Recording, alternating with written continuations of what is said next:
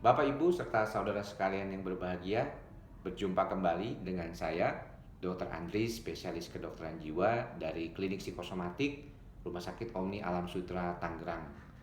Pada kesempatan kali ini, saya akan sedikit berbagi tentang bagaimana kita melakukan latihan relaksasi. Pasien-pasien banyak yang bertanya kepada saya, terutama pasien yang mengalami kecemasan.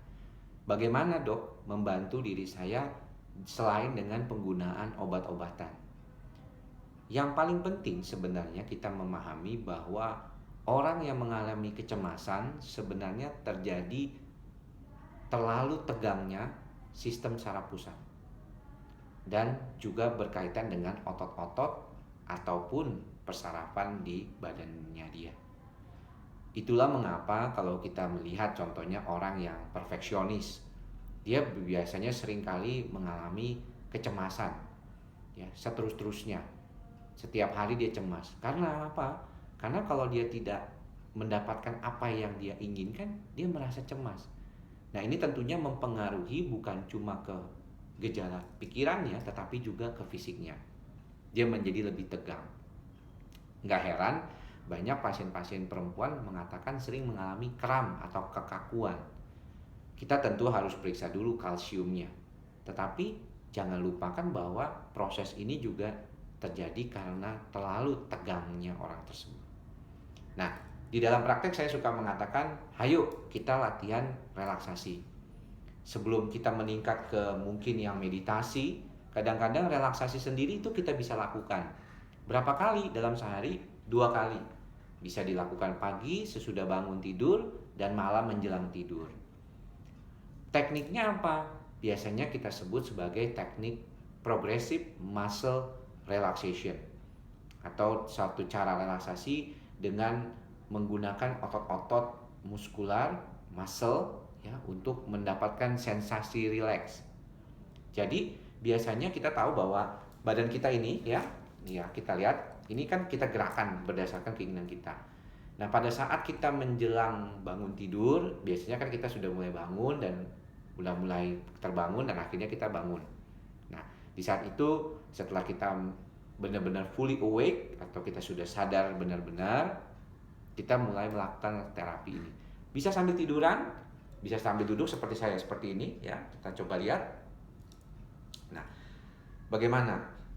Pertama, mungkin kita lihat pernapasan kita, ya. Kita coba dulu narik napas dalam, keluarkan pelan-pelan, tarik napas, keluarkan pelan-pelan, ya. Kalau kita sudah merasa lebih rileks, kita bisa melihat napas kita turun naik itu lebih nyaman, maka kita mulai bantu dengan progressive muscle relaxation itu. Nah, caranya gimana? Nah, kita coba tegangkan saja gini, ya. Misalnya kalau kita lagi duduk seperti ini, ya, kita tegangkan, ya, kita tegangkan, boleh sampai ke kaki-kaki kita tegangkan seperti ini, ya. Kemudian sambil tarik nafas dalam, kemudian kita keluarkan pelan-pelan, kita rilekskan.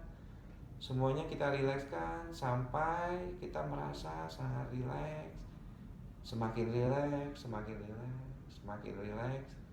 sampai semakin rileks dan rasanya semakin nyaman. Ya, kita lihat persendian, ya, otot-otot kita menjadi lebih rileks. Setelah sudah lebih rileks, kita ulangi lagi, kita tegangkan otot kita kembali.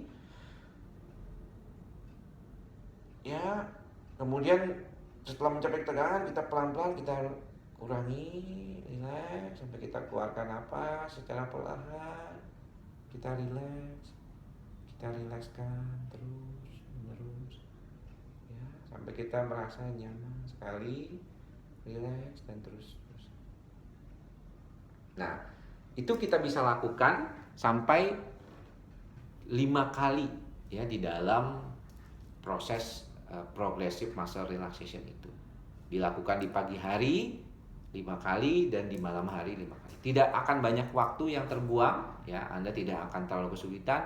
Disiplinkan, maka nanti kalau sudah lebih nyaman akan bisa lanjut mungkin ke proses selanjutnya, bisa meditasi, duduk diem, memfokuskan pada satu titik, misalnya menggunakan objek, ya kita fokuskan, atau kita menggunakan tasbih, kita bisa fokuskan, kita bisa melakukan meditasi setiap hari minimal 15 menit pagi ataupun malam, ataupun bisa pagi dan malam. Ini sangat membantu di dalam pengobatan dan terapi gangguan kecemasan. Ya, Anda bisa coba di rumah karena sangat mudah sekali. Kalau misalnya belum memahami, bisa dapat bantuan dari berbagai literatur ataupun dari YouTube, biasanya juga ada tentang progressive muscle relaxation. Saya kira demikian apa yang bisa saya sampaikan pada kesempatan kali ini. Semoga bisa membantu kita semua. Jangan lupa latihan yang teratur setiap hari. Jangan males, karena kalau dia nggak teratur juga tidak mendapatkan manfaat. Semoga bermanfaat. Sampai ketemu lagi di video berikutnya. Salam sehat jiwa.